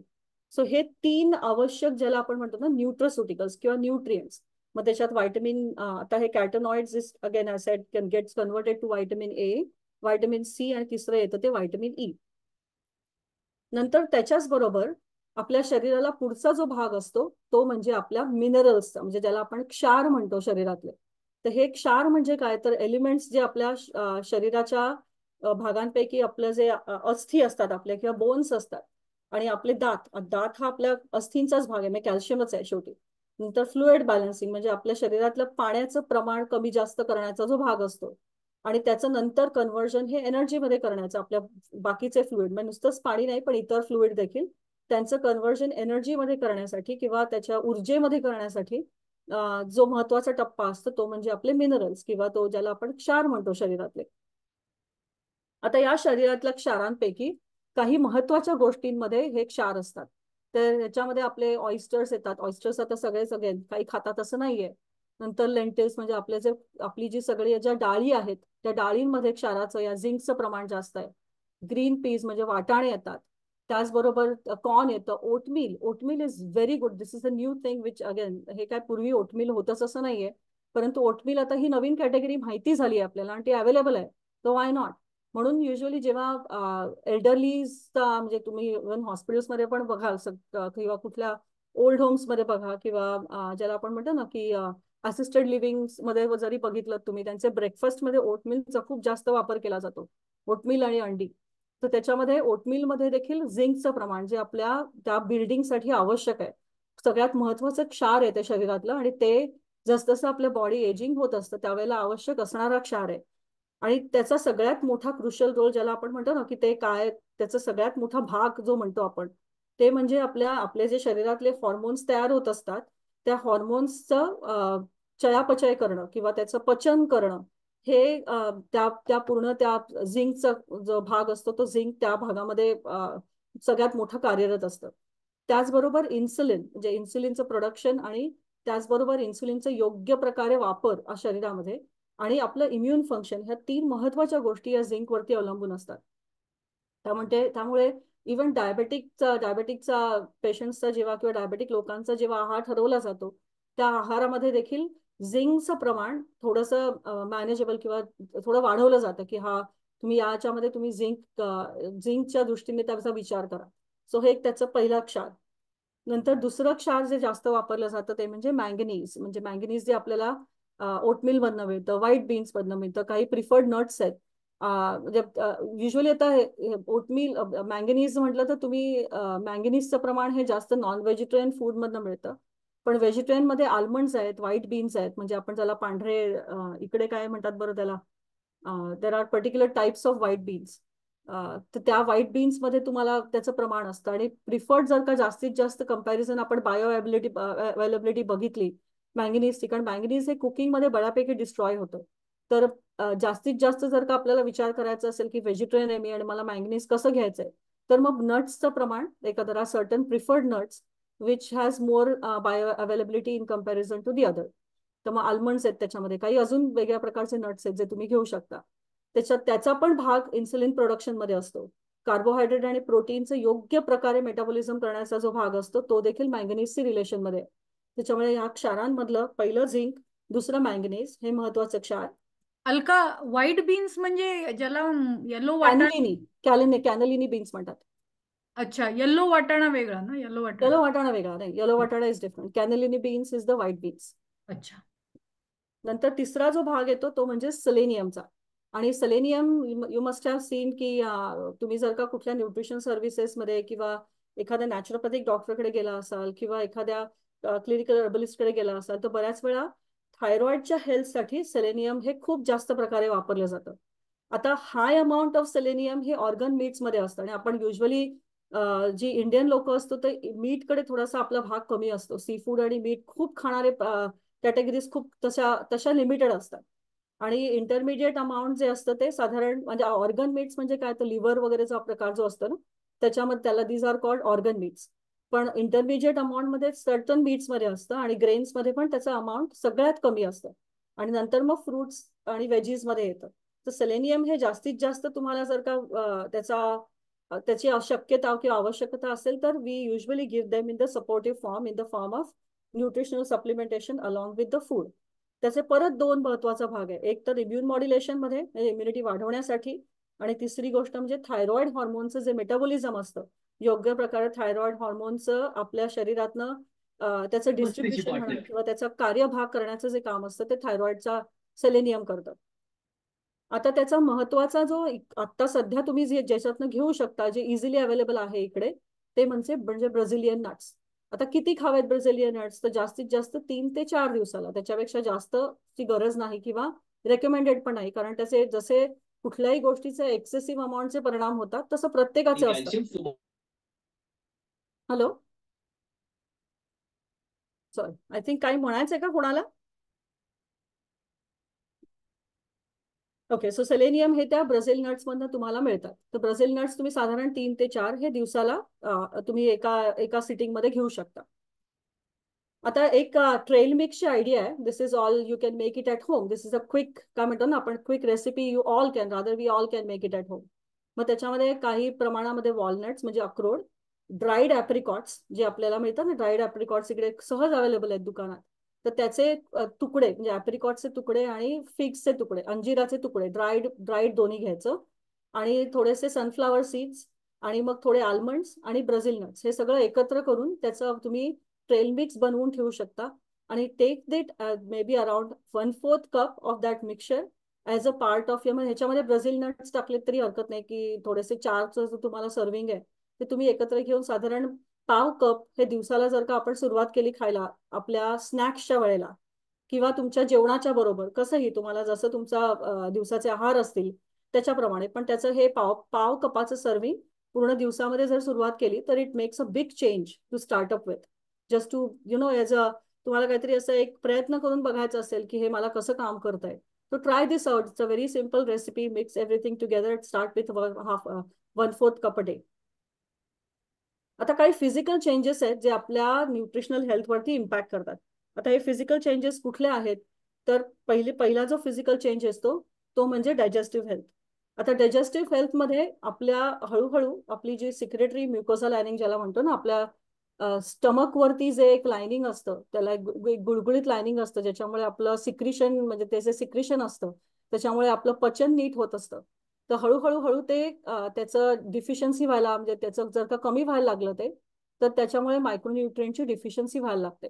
आणि त्यामुळे जर का गॅस्ट्रिक म्हणजे जे आपल्या अन्न पचण्यासाठी जे एक प्रकारचं ऍसिड तयार होत असतं आपल्या पोटात, ते समजा कमी व्हायला लागलं, तर सगळ्यात महत्वाचा जो भाग येतो की जे गॅस्ट्रिक लायनिंगशी किंवा गॅस्ट्रिक ऍसिड फॉल झाल्यामुळे किंवा कमी झाल्यामुळे कॉम्प्रोमाइज होतात सगळ्यात महत्वाचे व्हायटमिन्स, ते म्हणजे आयर्न, कॅल्शियम, व्हायटमिन B6 आणि व्हायटमिन B12.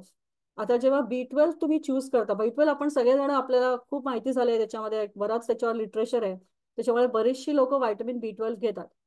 पण व्हायटमिन B12 घेतल्यानंतर पहिली गोष्ट ते कुठल्या फॉर्म मध्ये घेताय, दुसरी गोष्ट जे फॉर्म घेताय त्याच्यामध्ये इंट्रिन्सिक फॅक्टर निडेड आहे का. आता इंट्रिन्सिक फॅक्टर म्हणजे काय, तर एक प्रकारचं प्रोटीन असतं आपल्या त्या लाइनिंग मध्ये, जे त्या B12 ला अब्झॉर्ब करण्याचं काम करतं. आणि B12 आणि iron they go very hand in hand.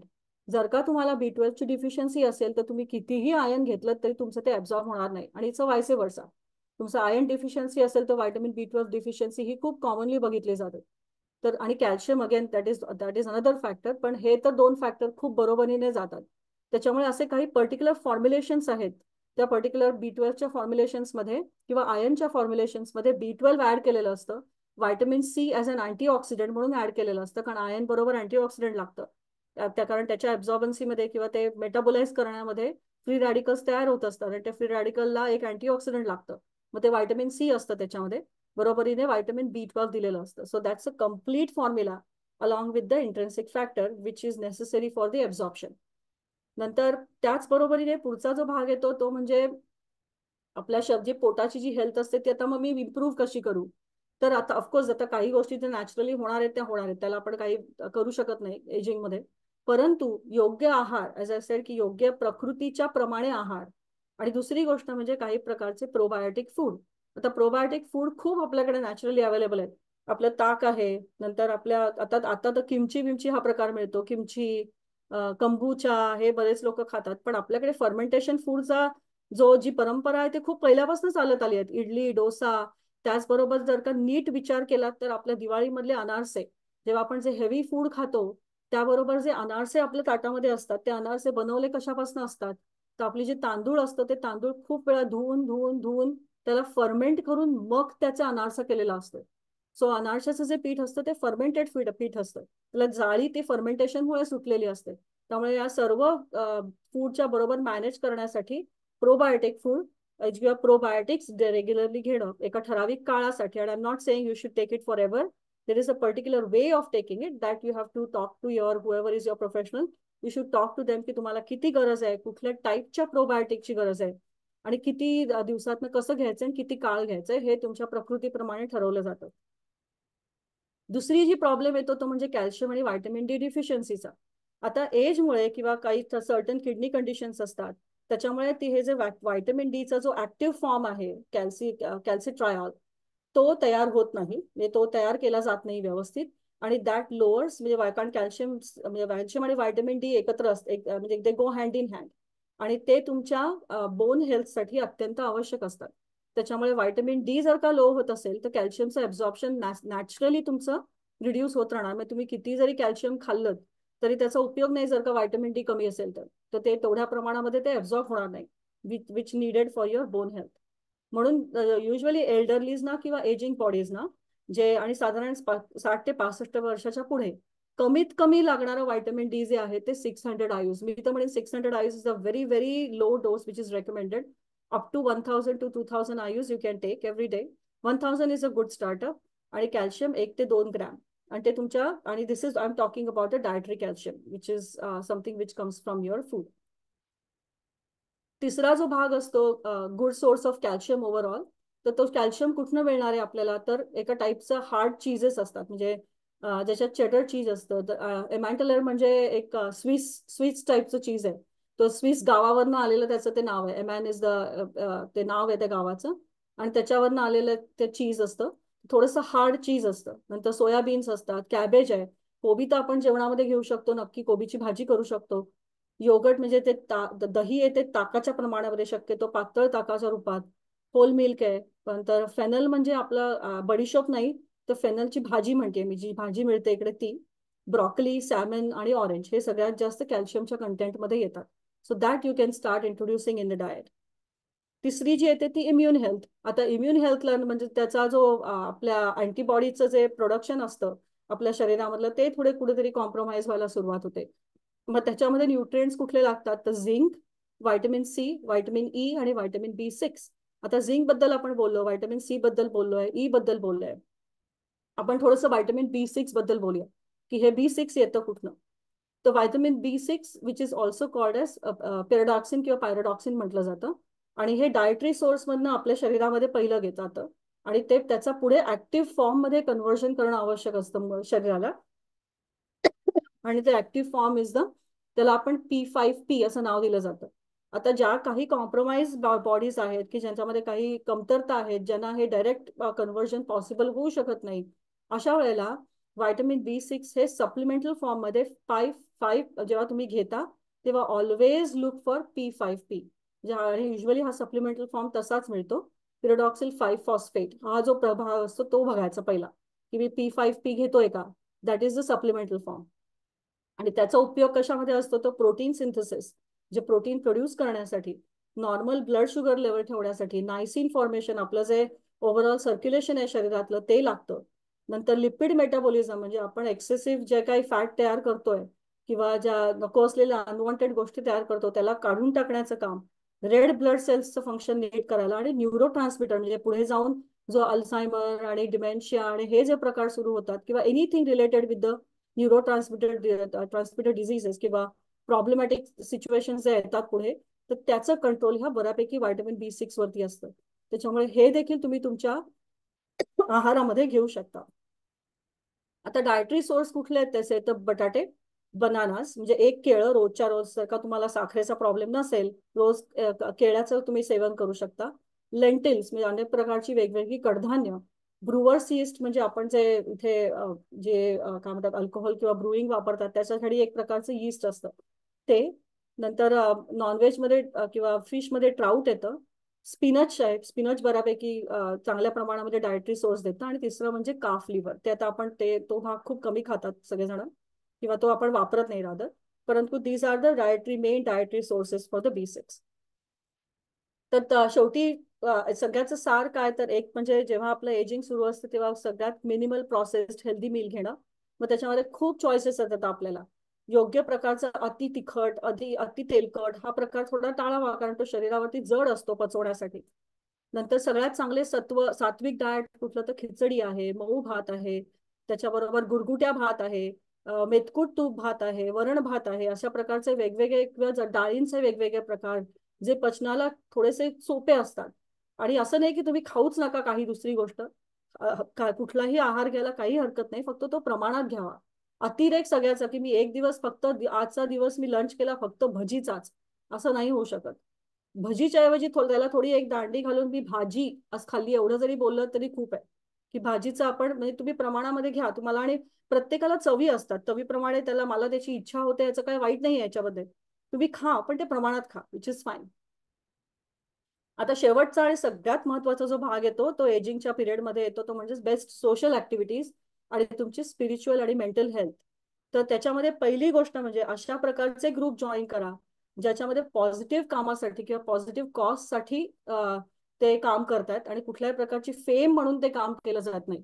आता माझ्या आयुष्यामध्ये I am very very fortunate की माझ्या आयुष्याच्या माझ्या अशा टप्प्यामध्ये जे माझ्या लेट 40शी मध्ये मला 2 महत्वाच्या व्यक्ती भेटल्या, आणि ते म्हणजे एक तर श्री सबनीस काका आणि दुसरी गोष्ट अर्घाताई, ज्यांच्यामुळे माझ्या पूर्ण ज्याला म्हणतो ना आपण बघण्याची दिशा की आपल्या अभ्यासाचा वापर आपण काय करू शकतो याची ही जी दिशा ठरवली गेली, तर I am very very fortunate की हे त्या 2 व्यक्ती माझ्या आयुष्यामध्ये आल्या आहेत.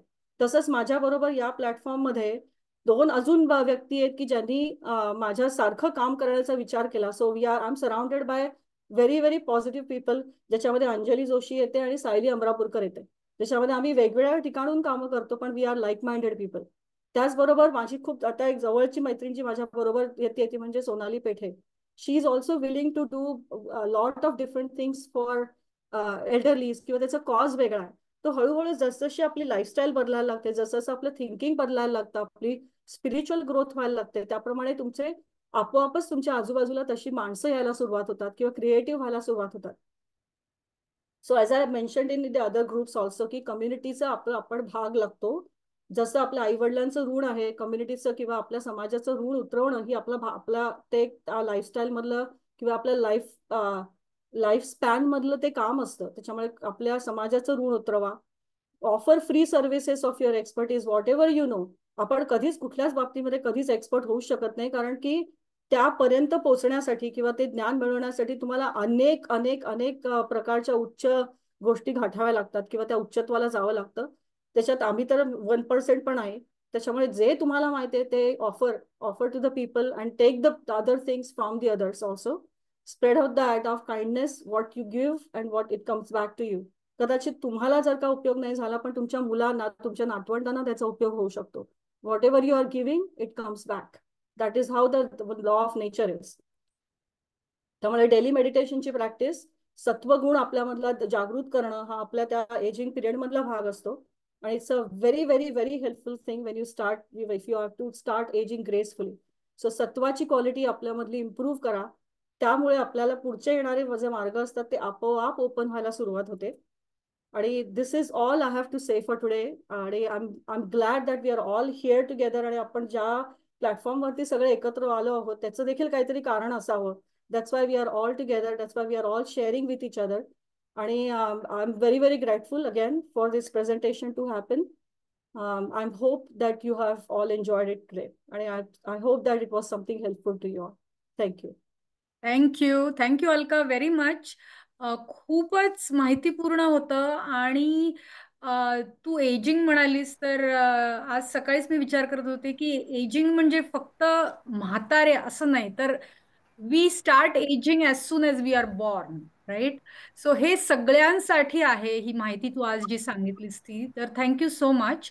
आणि आपल्याकडे काही प्रश्न आलेले आहेत चॅटमध्ये, ते मी तुला वाचून दाखवते. आणि जर इतरांना काही प्रश्न असतील तर तुम्ही चॅटमध्ये टाकू शकता किंवा हात वर करू शकता. So we can take a few questions. मला वाटतं तुला अजून 20 मिनिटं आहेत काल का तुझ्याकडे? हो. हा, I should 20 be मिनिटं fine. आहेत आपल्याकडे. ठीक आहे. एक प्रश्न आहे, can you take iron and vitamin B12 pills together or at different times? So usually it is always recommended to take it together. पहिली गोष्ट म्हणजे जेव्हा तुम्ही आयर्न घेता ना, ते कुठल्या प्रकारचं आयर्न घेताय तेही महत्वाचं आहे. तर आयर्न चूज करत असताना एलिमेंटल आयर्न किती आहे ते बघा. कारण बाहेर जे तुम्हाला मिळतं ना, वायट्रॉन सी असेल किंवा I am not suppose to take any brands, पण जनरल जे तुमचे जे काही आयर्न तुम्ही मिळतं त्याच्यामध्ये एलिमेंटल आयर्नचा वापर किती आहे ते बघा. तुम्हाला कमीत कमी 15 ते 30 मिलीग्रॅम तरी एलिमेंटल आयर्न त्यात हवं. तर युजली B12 आणि आयर्न काही काही फॉर्म्युलेज असे आहेत. The something which I really like is the him iron formula. तर हिम आयर्न फॉर्म्युल्यामध्ये B12 ॲडेड असतं, आयर्न जेवढं पाहिजे तेवढं ॲडेड असतं. आणि ते एकत्र तुम्हाला वेगवेगळ्या पिल्समध्ये घ्यावं लागत नाही, ते एकाच वेळेला घेता येतं. पण yes, to answer your question you can definitely take it together. And if you are taking B12 along with iron, take it in the morning with food. Okay. दुसरा प्रश्न आहे, how important is folate for your body? It is definitely important because folate and B12 always go in hand again. त्याच्यामुळे B12चं जेव्हा combinations तुम्ही B12 जेव्हा घेता त्याच्याबरोबर usually good formulations will have also the folate in there. Okay. आणि बऱ्याच जणांनी thank you सांगितलंय. तू नक्की वाच सगळ्या हे कॉमेंट्स. एक प्रश्न आहे, how to eat Brazil nuts? Is soaking okay like almonds? Actually Brazil नट्सचा सोकिंग पेक्षा ना, इफ यू रोस्ट इट त्याची चव अशी तुम्ही फणसाचे गरे खाल्लेत का कधी? भाजलेले फणसाचे गरे तशी चव लागते त्याची. त्याच्यामुळे समजा ते रोस्ट केलेत ना तर it is much better to taste than the soaking. अच्छा. आणि what do you think of sabudana? Is it any good? Sabudana of course carb आहे, ते हेवी कार्बोहायड्रेट लोडेड आहे.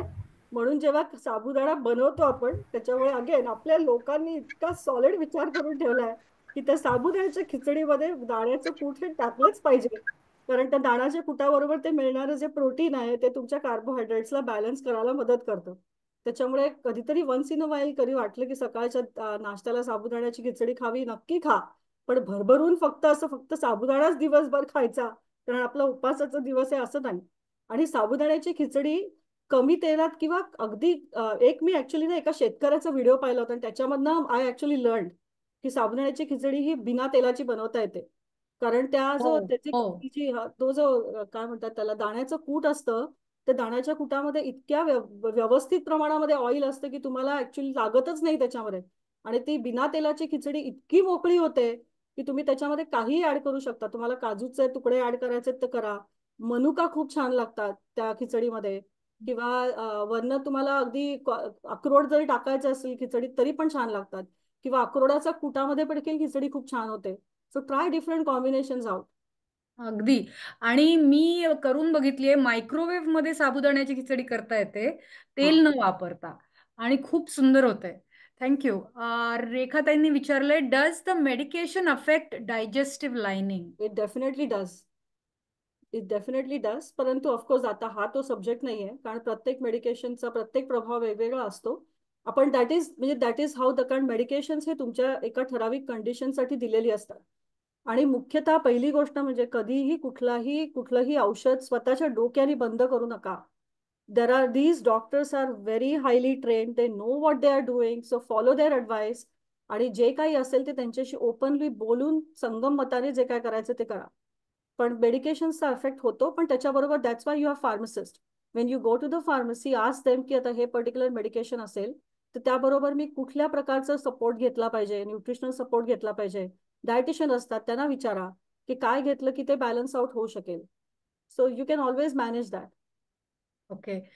आणि तू ओटमील विषयी बोललीस, तर ओटमील सारखे इतर काही ग्रेन्स आहेत की जे आपल्याला इथे मिळतात आणि आपण रेग्युलरली खातो. तर किनवा गुड सुपर फूड असं विचारलं. किनवा इज गुड, पण किनवामध्ये हाय प्रोटीन आहे. तर ज्या लोकांना म्हणजे प्रोटीनची कमतरता असेल त्यांनी खायला हरकत नाही. I tell you what I do. I am sure बऱ्याच लोकांनी तुम्ही ते करत असाल. तर मी खूप चांगली, मला अत्यंत भात आवडतो. त्याच्यामुळे मी कुठलाही भाताचा प्रकार, म्हणजे मला पोळीपेक्षा देखील भात जास्त आवडतो. मग आता सारखं तर भात खाऊ शकत नाही. एका ठराविक याच्यानंतर आपल्याला ते सगळे परिणाम दिसायला लागतात ना, म्हणजे छान गोलबिल शरीर होणं ते सगळं दिसायला लागतं. तर त्याच्यामुळे त्याच्यात एक शॉर्टकट म्हणून युजली अर्धा किनवा आणि अर्धा राईस तो एकत्र करून त्याचा भात बनवायचा, की ज्याच्यात तुम्हाला एक म्हणतात ना त्यातल्या त्यात तुम्हाला ज्या गोष्टी मिळतात त्या तुम्हाला आवश्यक असतात त्या दोन्ही मिळतील. तर अर्धा अर्ध करून बघा, त्याच्यात तुम्हाला कळणार नाही की आपण किनवा खातोय का भात खातोय. आणि ते तुमच्या आमटी बरोबर, तुमच्या कुठल्याही रस्स्याबरोबर ते व्यवस्थित खाता येतं. हम्म. खिचडी सारखं पण करून बघ. खिचडी सारखं. हा. थँक्यू मला वाटतं अल्का, अरुणा व्हेरी इनोव्हेटिव्ह. ताईंनी मला वाटतं अरुणाताईंनी विचारलाय का प्रश्न की खिचडी विदाउट ऑइल रेसिपी प्लीज. मला वाटतं ती आपण पाठवते मी ग्रुपवर तुम्हाला. टाकू. हा, हा. ग्रुपवर टाकू. खिचडी तेला तुपाशिवाय होतच नाही ना. ही ऍक्च्युली आपण ना नोव्हेंबरचा नाही जो भाग होते. आहे ना, नोव्हेंबरचा हा. जो कुकिंगचा भाग असतो आपला, त्यावेळेला ह्या काही रेसिपीज दाखवू. आणि आपले एक दोन अजून आहेत लोक की ज्यांच्याकडे खूप इनोव्हेशन केलेले आहेत रेसिपी, त्यापैकी स्वातीताई आहेत. So I have requested her to show her recipe also which she has modified. हा. त्याच्यामुळे आणि ते नक्की ज्योती करू. आहेत, त्यांनी लिहिलंय, we make sabudana khichdi in instant pot, it cooks great. तर इतर पण आहेत आपल्याकडे कुक्स की जे वेगवेगळ्या प्रकारे करतात ती खिचडी. हा, हाऊ अबाउट मिलेट्स, असा एक प्रश्न आहे. आणि मिलेट्स मिलेट्स तर सध्या फाईन. भारतात खूप प्रचार चालू आहे मिलेट्स खाण्याबद्दल. काय तर माहितीये का, आपल्याकडे ना एक एक असं ट्रेंड असतं की हा. ज्याला आपण जसं फार्मास्युटिकल ट्रेंड असतं ना, तसं फूड ट्रेंड पण असतं की ज्याच्यावर सगळ्या लोकांना माहिती असतं अरे हे सुपर फूड. मध्ये तसं ट्रेंड आलं होतं हळदीचं, टर्मरिक. सगळ्या ठिकाणी हळद हळद हळद हळद हळद, जे आपण पहिल्यापासनं जे सगळ्या आपल्या आई वडिलांना माहिती आहे. आई वडील सांगत असतात हळदीचं दूध पी, हळदीचं पाणी पी. पण हे सगळं आपण त्याला विशेष त्याच्यावरती विचार करत नाही. पण ते मला आज इंस्टाग्रामवर दिसलंय, कोणीतरी हळद प्यायली आहे, कोणीतरी हळदीचं दूध केलंय. तसंच ह्याचं आहे. Millet is in the high trend. Millet आपल्याकडे पहिल्यापासून त्याच्या भाकऱ्या होतच होत्या. बाजरी, ज्वारी हे पहिल्यापासून वापरलं जातच होतं. परंतु ते जरा जास्त त्याचं कसं काय म्हणतात ना, it was not boldly out की मी हे खाणारच आहे, की ह्याचा मला काय, विच इज गुड, म्हणजे लोकांना त्याचा महत्व कळायला लागलंय. पण हम्म. येस, पण कुठल्याही गोष्टीचं एक्सेस करू नये. फूड हे नेहमी रोटेशनमध्ये असावं.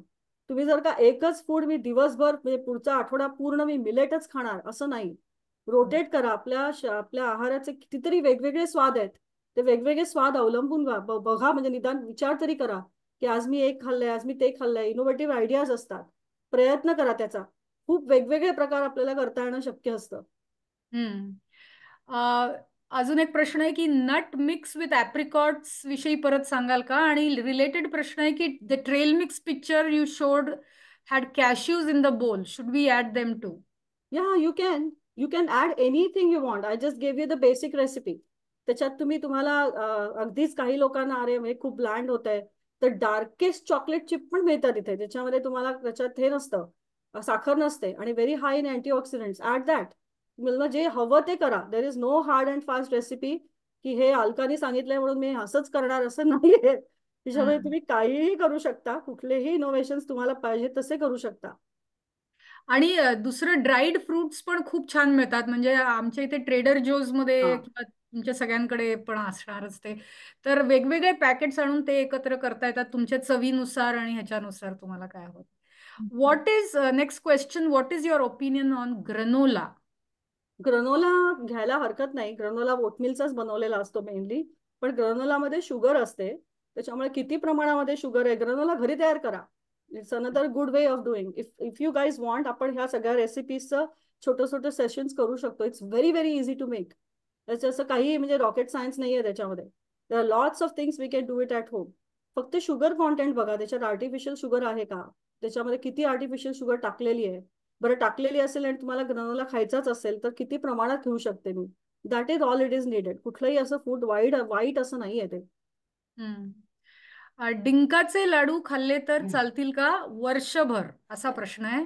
वर्षभर डिंकाचे लाडू खाऊन कसं चालेल, कारण आता प्रत्येक, मी म्हटलं ना, जसजसं आपल्या शरीरावरती आपला पूर्ण प्रभाव असतो तस तशा एन्व्हायरमेंटलचा पण प्रभाव असतो. तर त्या ऋतूमध्ये ते जे तत्व असतं त्या तत्वाला आपण प्रणाम करायचा असतो.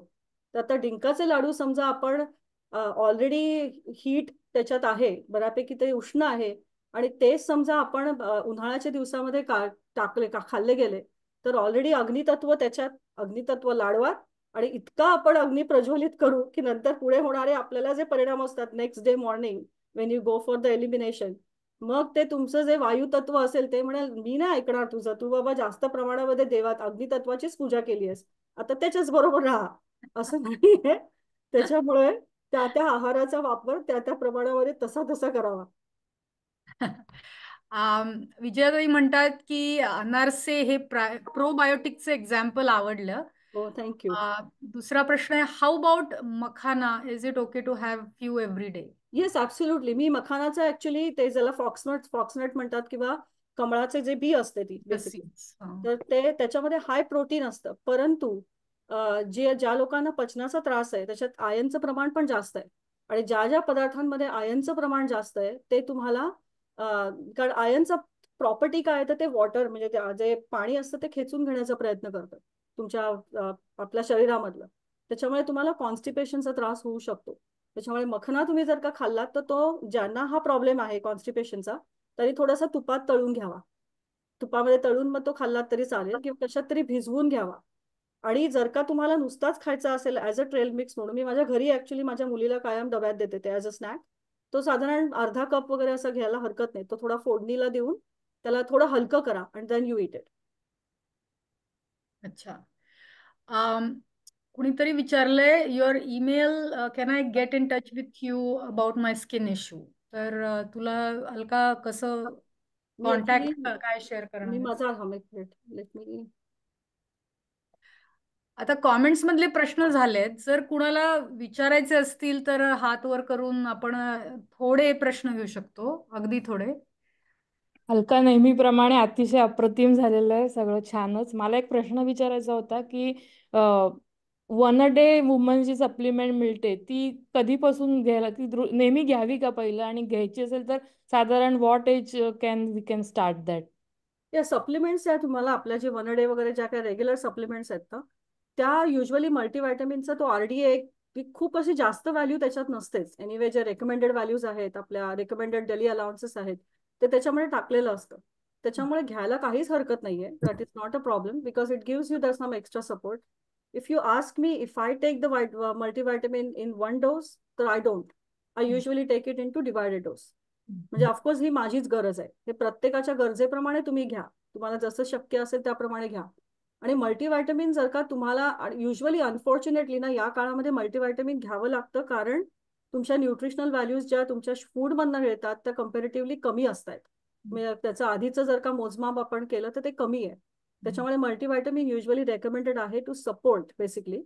पण म्हणजे तुम्हाला किती गरज आहे आणि कुठल्या प्रकारचं मल्टीव्हिटॅमिन हे तुमच्या तब्येतीवरती अवलंबून.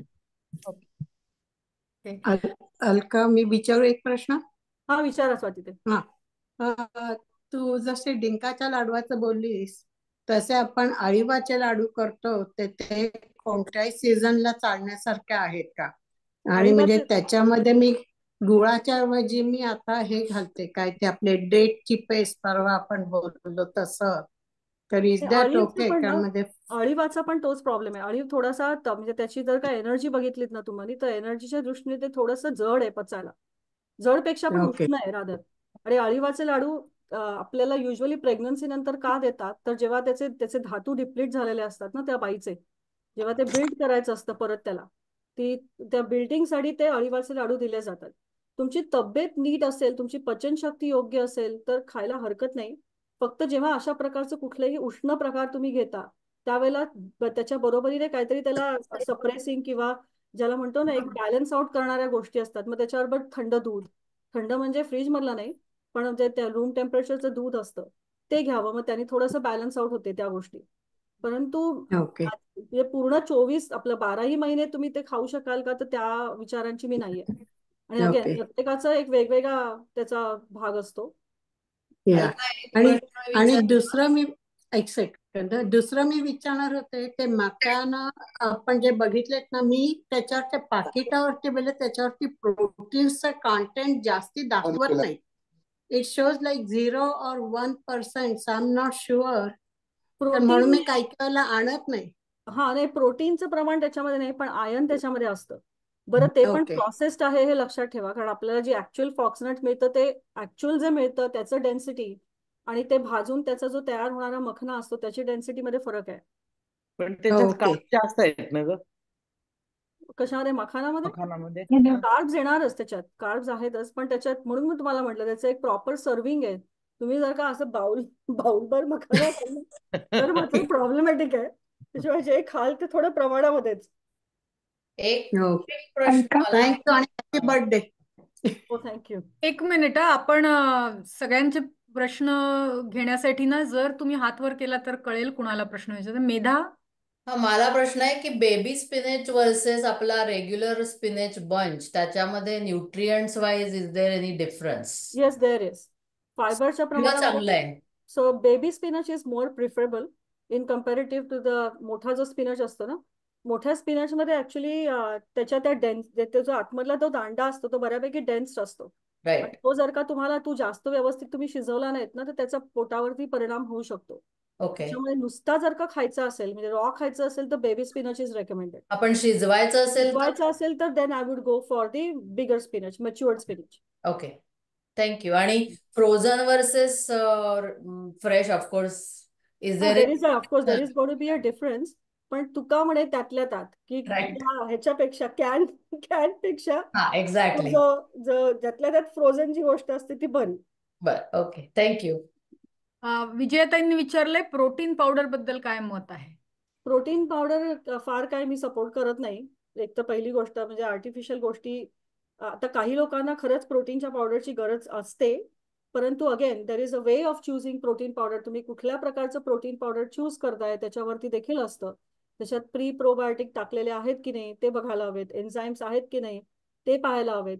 प्रोटीन पावडरचा बऱ्याच मुलांवरती परिणाम आजकाल असा होतोय की we are seeing so many cases actually आमच्या प्रॅक्टिसमध्ये पण, की त्या आता सध्या त्या ट्रेंडमुळे मुलं जी वाढत्या वयातली मुलं असतात मसल आणि म्हणजे वेट जे लोक करतात वगैरे ते भरपूर प्रोटीन पावडर घेतात. पण पुढे जाऊन तुमच्या शरीरामध्ये ती डायजेशनची कपॅसिटी आहे की नाही, ती नसेल तर पुढे जाऊन होणारे परिणाम त्याचे आहेत. त्याचे असं नाहीये की कारण तुम्ही जे आतून बाहेरून घेणार आहात ते तुमच्या शरीरालाच शेवटी डील करायचंय, ते बाहेर टाकायचंय. ते जर का ती कपॅसिटी नसेल तर प्रॉब्लेम्स होऊ शकतात. त्याच्यामुळे प्रोटीन पावडर घ्यायला तुम्हाला जर का एक्सरसाइज तुम्ही रेग्युलर करत असाल आणि तुम्हाला त्याची गरज असेल, स्पेशली हेवी एक्सरसाइज, त्यात वाईट काहीच नाही. But depends upon how much, what you choose आणि what is your nutritional lifestyle. Thank you. अजून काही छोटे छोटे प्रश्न आहेत आणि हे चालूच राहतील, तर ते आपण ग्रुपवर घेऊयात. कारण अलकाला ती म्हणाली की आता निघायचंय 12:30ला. तर थँक्यू सो मच अलका. खूप खूप माहितीपूर्ण नेहमीप्रमाणे. आणि तू माहिती सांगितली त्याच्यातून अजून प्रश्न निर्माण झालेले आहेत. तर त्याविषयी आपण ग्रुपवर बोलू. तुम्ही ग्रुपवर हे प्रश्न विचारू शकता आणि कॉमेंट्स करू शकता. चांगले चांगले प्रश्न आहेत अलका, तू जर चॅटमध्ये बघशील तर. तर but since we don't have time, you can please ask them in the group. आणि पुढच्या आठवड्यातलं सेशन अंजली. अलका, हा बोला काका. thank you very much. Oh thank you. Thank you.